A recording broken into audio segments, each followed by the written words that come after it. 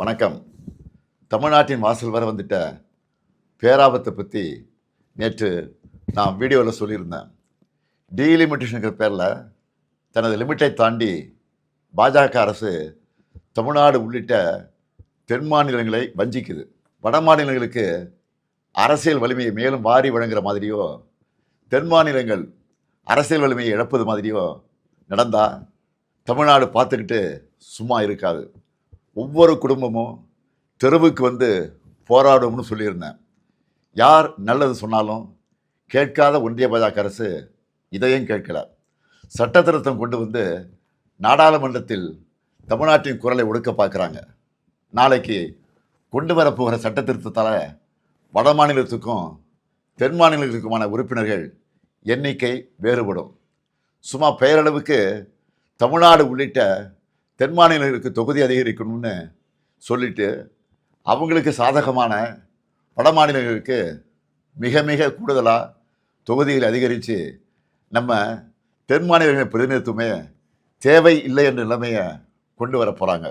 இதைத்தான் எங்களுக்கு கிடைக்கப்படும் மாபெரும் அநீதி என சொல்கிறோம். மக்கள் தொகையை கட்டுப்படுத்தினதுக்காக தென் மாநிலங்களுக்கு தண்டனை இது. தேச நலனுக்காக, தேச வளர்ச்சிக்காக நாங்கள் துணை நின்னா எங்களுடைய அரசியல் உரிமையை பறிப்பீங்களா? இதை விட கொடுமை என்ன இருக்க முடியும்?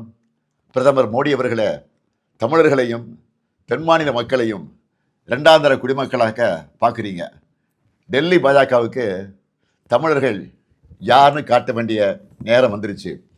தமிழ்நாட்டின் குரல் வலையை நெருக்க நினைக்கும் ஒன்றிய பாஜக அரசுக்கு எதிராக தமிழ்நாட்டில் இருக்க ஒவ்வொரு குடும்பமும் தங்கள் எதிர்ப்பை தெரிவிக்க வேண்டிய நேரம் வந்தாச்சு. நாளைக்கு நாடாளுமன்றத்தில் அவங்க கொண்டு வர போகிற சட்ட திருத்தத்துக்கு எதிர்ப்பை காட்டுற மாதிரி தமிழ்நாட்டில் எல்லாரும் நம்ம வீட்டில் கருப்பு கொடியை ஏற்றுவோம். கருப்பு சட்டத்தை எதிர்த்து நம்ம எதிர்ப்பின் அடையாளமாக கருப்பு கொடியை ஏற்றுவோம்.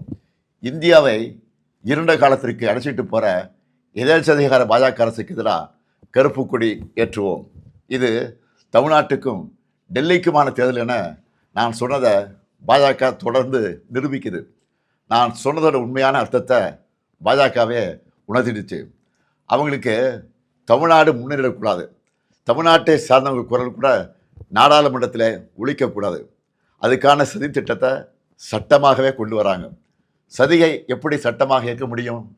கருப்பு சட்டத்துக்கு எதிராக கருப்பு கொடி ஏற்றுவோம். ஒவ்வொரு வீட்டிலும் பொது இடங்களையும் ஏற்றுவோம். மீண்டும் எச்சரிக்கை செய்கிறேன், மக்கள் தொகை அடிப்படையில் தொகுதிகளை முடிவு செய்யக்கூடாது. கருப்பு சட்டத்தை நிறைவேற்றக்கூடாது. 8 கோடி தமிழர்களின் ஒற்றை கோரிக்கை இது. அரசியல் எல்லைகளை கடந்து தமிழ்நாட்டின் உரிமையை காக்க தமிழ்நாடே ஓங்கி ஒலிக்கட்டும்.